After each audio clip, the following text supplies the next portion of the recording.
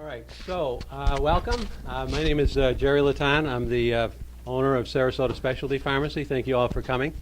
I typically do an informal survey on how you heard about our seminar series, but most of you have our newsletter, and thank you for showing up tonight. It's kind of an interesting subject and one that I think is misunderstood because we think more in terms of joint inflammation and that type of thing. Whereas tonight we're going to get a little exposure on what we're eating and some of the things in the environment that typically will cause this inflammatory process and disrupt a lot of systems. Okay, great. Well, hello, and thank you all for coming. I really appreciate it, and I'm really excited because I think this is such an important subject. And just to give you a little bit of background about myself, well, I started out as a personal trainer, so of course you can imagine that all my clients were really healthy and concerned with weight. Those were the main topics of discussion, and that's when I received my master's. And then when I came here, I ended up for the past 9 years, I have also been working in long-term health care. But now I feel my life has become full circle because this experience has actually completely inspired me, because there's no question in my mind that at least 90% of the reason that people end up with all of these chronic diseases and conditions has to do with lifestyle and things that we are able to control. So that's how I got into this discussion with inflammation, which we're going to talk about tonight as being one of the key factors underlying the connection between inflammation and disease.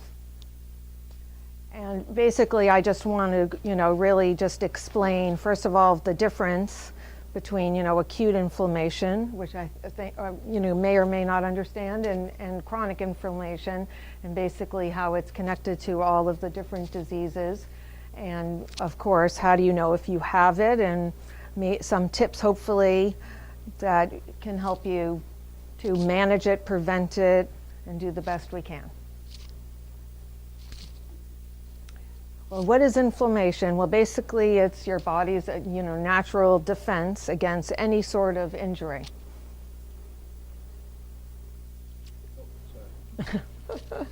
Whether it be, it could be a physical trauma, emotional, and of course, we get definitely attacks from our environment, with toxins that we're constantly exposed to, as well as infections. So the acute inflammatory response is actually a protection for us. We have inflammation for a reason. So it will help spread infections and remove, pathogens from damaged tissues, and also help the body repair. And examples of this, I'm sure you're familiar with. I mean, a cut, but obviously, a bee sting, a cold infection, even an allergy. And of course, a symptom of this is, you're going to have the stuffy nose and swelling and red and pain, and maybe even some loss of movement, perhaps. But so the main thing is acute inflammation, short period of time. You have an upper respiratory infection, and it gets healed. However, and this is what is of major concern, is if the body is not able to heal, then this can lead to something known as what we're talking about as chronic inflammation, which is not as easily resolved. And this is actually a more modern or contemporary revelation that tons of research has been done on, that really is showing more and more it being a major factor in all degenerative and all of these chronic diseases is inflammation. But what I really want you to get about chronic inflammation that is frightening and different than the acute inflammation is that it is often silent. You have no idea that you have it going on for years and years. And often I have people say, well, I'm fine, I went to the doctors and my labs are good and everything's great. Well, guess what? If you wait until you get that diagnosis, of cancer, or now, your blood sugars are elevated, you have completely missed the boat. So that's why I think this is really important. Yes? What exactly is inflamed? Each cell is inflamed, or certain organs? Well, yes, it's the cells, and then it goes everywhere. It affects everything. I mean, now we know, for example, which I wasn't going to go into, like for heart disease, and they're really blaming it on an injury to the artery wall as being, because what we realize now is fat is not just there for the ride, it's actually alive, and they're actually calling it an endocrine organ, meaning that it secretes a bunch of hormones, including something called cytokines that have to do with inflammation and our immune response. And of course, our diet, which I'm going to get into more details. You will definitely hear a little repeating of this, because I think, of course, this is the biggest role that we can play in kind of turning the tide against inflammation. So yes, just generally overeating, but of course, specifically the nutrients, sugar, fat, and allergies. And other risk factors are, yes, these sex hormones, if they're low, and obviously, maybe not obviously, but smoking, in case you haven't heard, not so good. And sleeping. Sleeping, I'm hearing about this constantly all the time, that it seems like 60% of people are not getting adequate enough sleep, and people don't realize how much this affects and puts stress on your body, and obesity, and so on and so forth. And of course, lack of exercise. Lack of exercise in and of itself is a huge risk factor. And this, I don't know if you've heard about, but with gum disease, how they've shown, right, that the bacteria in your mouth can go and lead to your heart and different things like that. And again, stress, another huge thing that I talk to a lot of people about that affects people, that it's something you can't see, but it absolutely, of course, increases these hormones like cortisol, the fat storage around your waist. And this I thought I would just highlight a little bit, because I do think it is a big issue, specifically about obesity. And basically, yes, obesity, I don't know if anyone heard on the news today, but this was big, that they're now calling obesity a disease. This just came out today. You heard about that? I saw you on the news. Oh, you did? On ABC. Yes. Red meat is bad, but moderation. But no, anyways, okay. Oh, sorry about the misspelling there. But anyways, the point is that, so it's not just obesity causes inflammation, but inflammation also contributes to obesity. They kind of go back and forth. And these are some of the reasons: that increases cortisol, and this increases stress, and therefore inflammation. And also lower serotonin. I don't know if any of you heard, serotonin is it's the hormone that makes you feel good. Well, guess what happens when your serotonin is lowered? Then you're going to crave more of these, carbohydrates to get that good feeling again. And also, leptin is another hormone, and basically, if it's not working appropriately, it's not regulating, it's going to make you eat more as well. And insulin resistance, which is a huge issue, which can also put the stop on fat loss, which has everything to do with obesity and glucose control. And of course, when you're inflamed, you're probably feeling more tired, and then you're not moving. Well,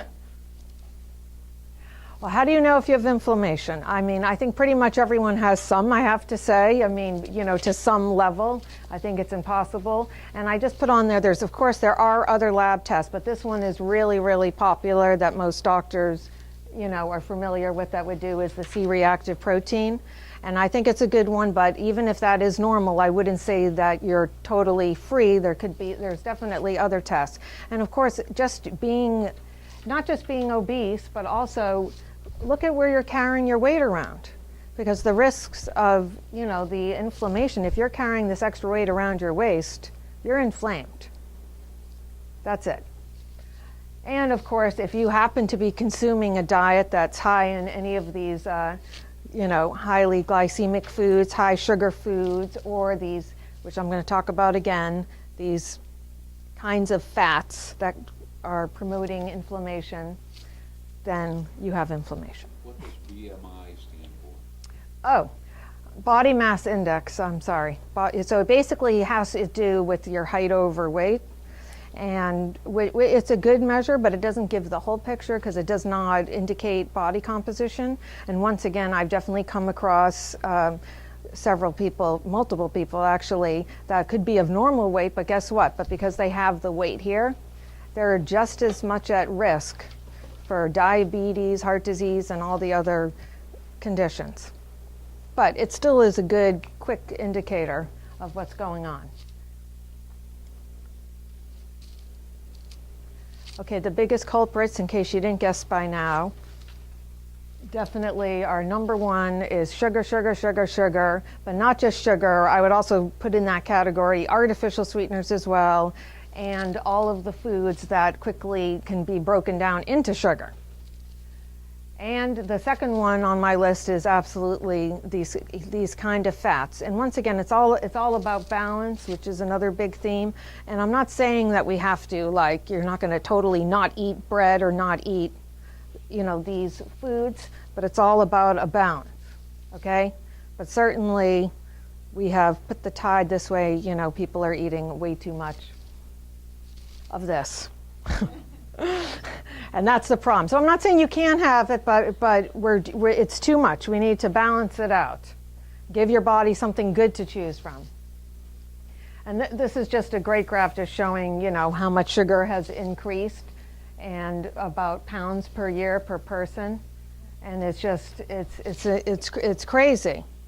And what is this doing to us? Like, our bodies are not adapted to this kind of diet. And basically all this sugar, what it does is increases insulin levels. And of course, this promotes inflammation and stress. Well, what can we do? It looks very sad. No, I'm sorry. But yet there's things we can do, and that's why I'm here, because I'm very inspired. Because we don't just have to be victims to getting older and having all these things happen. We can do something. So basically the first thing, of course, I'm going to talk about, is diet, diet, diet. Because I do think it is the biggest factor anyways. And yes, energy balance. And it's not all about calories, but certainly just overeating is going to be a problem. And, ultimately, less sugar, more vegetables, and none of these vegetable oils, and more nuts. Okay. That's basic, but I have more details. Bottom line is I want everyone to eat whole foods, right? I mean, things that you can recognize, vegetables that don't come in a box, fruit that looks like fruit, and whole grains like brown rice, things with color in them that have nutrients. And I love nuts and seeds. They're like one of my favorite recommendations, and they're really portable and great snacks. And of course, just really, unfortunately, it's not enough anymore to think about what we're eating. We now have to think about what we're eating is eating. So, so this is a real problem. That's a whole nother lecture. But the bottom line is, again, I go out to eat as well, but the idea is to eat more from this side and a little bit less of that. So that's why I put on here trying to pay attention and doing the wild fish versus the farm-raised, and organic poultry, eggs, and grass-fed beef. And if anyone has questions at the end, I'd be glad to answer them, of course. And exercise. Exercise is wonderful because it actually lowers inflammation. That's it. Even if, it actually has not shown to actually help with weight loss, but it helps with weight maintenance. But even more importantly, it's been shown to help where you store your weight, that you're not storing it around your waist. So maybe that's part of why it helps with inflammation.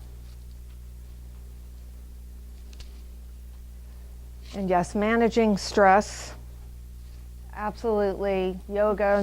I just was reading again about meditation and breathing, and as I also put in here, spending time with your dog. If you have one, borrow one, I don't know. But basically, yes, lowering stress will lower your inflammation. And I mean, this is kind of a difficult one because a lot of people don't know what they're allergic to. I mean, this is another thing to do with the food because there's a lot of people who may not have a right-out allergy, but they could have an intolerance. So I just put on here some of the most common ones. And really one of the gold standards to identifying like that kind of food intolerance or allergy is really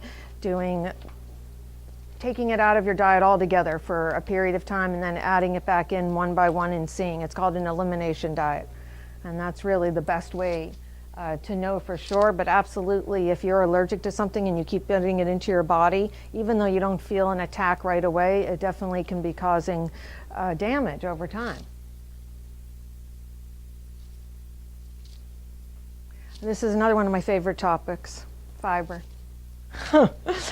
But it is really interesting, but basically there's something that's called prebiotics and probiotics, but to explain fiber, which is actually the food for the probiotics, which is the bacteria in your gut. This has also been shown to lower the CRP number, which I talked about before as one of the tests, and lower inflammation.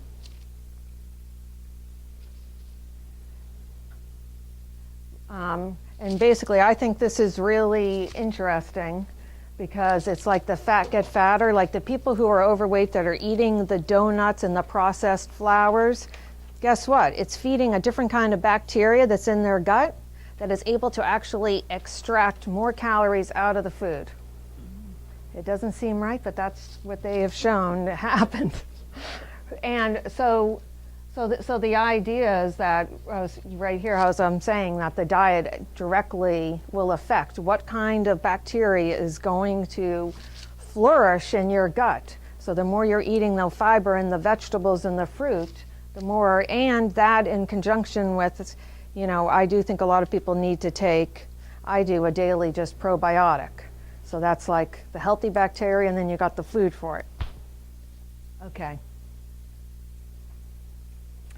And then healthy fats. So the idea is they say that as much as 30% of your diet can come from fat, but it needs to be these kinds of fats, okay? So the healthy fats I'm talking about are, the monounsaturated, where like the nuts, avocado, olive oil, and of course, omega-3s. And the whole idea is that we just need to change this ratio. And I have more slides on that one.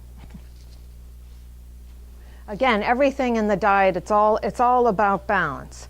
They actually did a study that came out where these people took the omega-3s and they did not find it beneficial. But the reality is, yes, if you're eating these hamburgers and the greatest diet, and then you're popping this pill, it's not going to help. The idea is to balance. You need to take a little bit less of, these harmful oils and more of these to balance it out. And the omega-6s, like I was saying here, like it's really the corn oil, soybean oil. But guess what? A lot of these meats that are being fed now, the corn and the soy and even the farm-raised fish. So it's everywhere. So it's impossible not to get it. So the idea is to just balance it. So again, this is just another slide just talking about, shifting and how things have changed. And there's a lot of discussion exactly what the number is, but certainly we have gotten completely out of whack in our ratio. Just, we don't need to go back to the hunter-gatherers. But the point is that we have definitely changed drastically in our ratio. And this is really important because actually when it comes to fat, you are what you eat. When you eat carbohydrate and protein, your body will break it down and rebuild what your body needs. But guess what? When you eat fat, your body takes whatever you eat and makes it part of your cell membrane. So you can see how quickly this will become significant in infecting your health.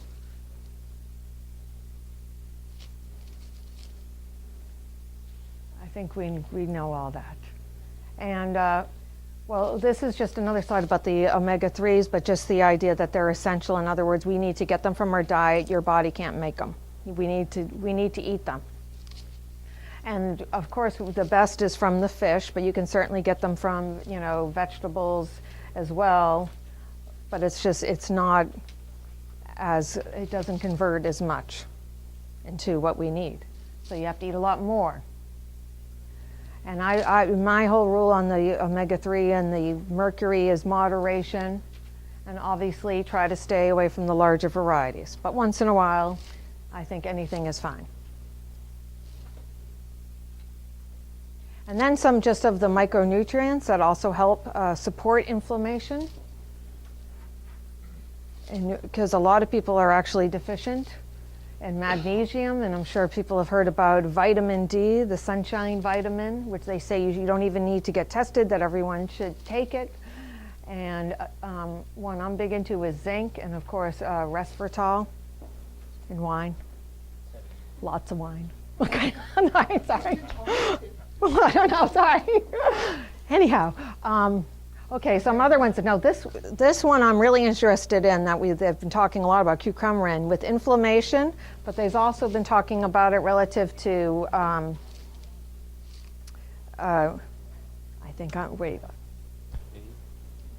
pain, I was going to say, but the other one in the brain, the Alzheimer's, see? I'm getting a little worried. Alzheimer's, that people in India have less Alzheimer's. But yes, there's a lot of research with pain management and cucumberin. So, which I think is wonderful because it's a spice, and obviously people take it as a supplement, but isn't that great? Okay.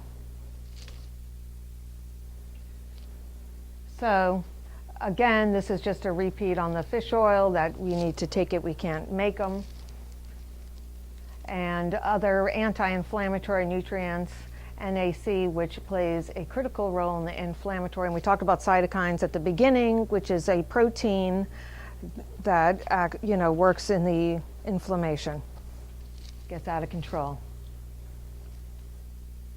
And I don't know if anyone knows, but the mitochondria is like the powerhouses of the cell.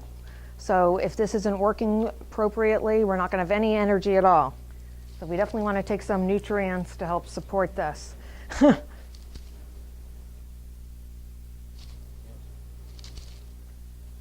Berries are good. So basically, these are the foods that we should be avoiding, and the other ones we should be eating. But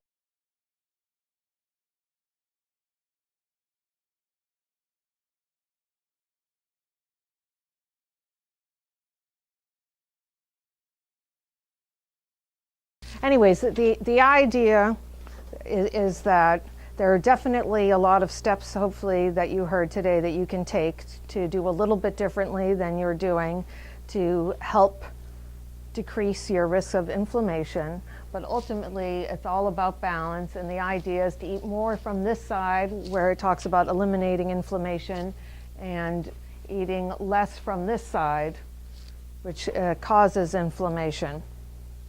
And then I just had one more slide that talked about, which I think is really interesting, about this new field of study called epigenetics, because the idea is that we don't have to think that we are our genes. The idea is that they're learning now that all of these, that our environment and all the things that we're doing relative to all the stuff I've been talking about today, diet, exercise, stress, can absolutely affect what's going to happen to you, so you don't have to think what happened to your parents is going to happen to you.